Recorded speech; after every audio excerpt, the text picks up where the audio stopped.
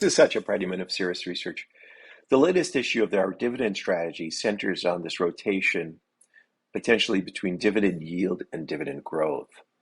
If we look at 2022, what we'll find is that dividend yield strategies outperformed. In fact, they outperformed significantly. They were up for most measures for the year, while the market was down.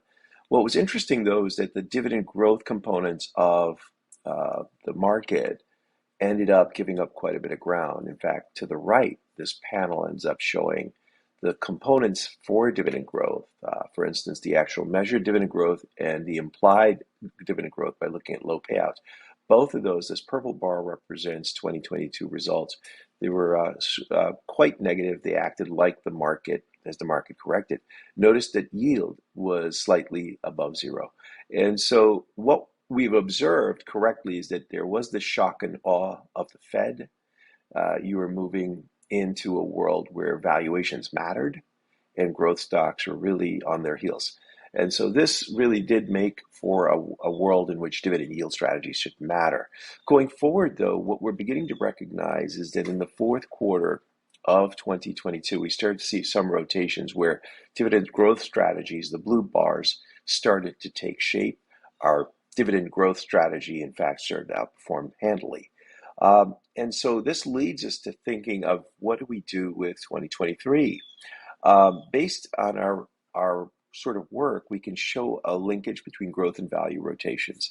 And our style oscillator had been in going into 2021, really into a value driven market. This would have allowed dividend yield strategies to outperform.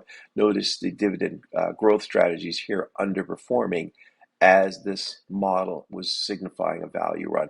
Now that the model is more neutral on style and we're really further away from the Fed making its move, to some degree, we think the dividend growth strategy stabilized. We're still in a defensive posture in the markets, so we suspect dividends matter. We might, though, finally be rotating towards a dividend growth bent as opposed to simple yield.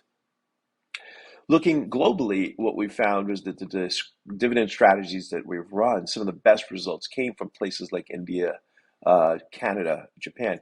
Canada is unique because if you look at the composite, the energy exposure in that composite is significant. So this makes sense for the 2022 world.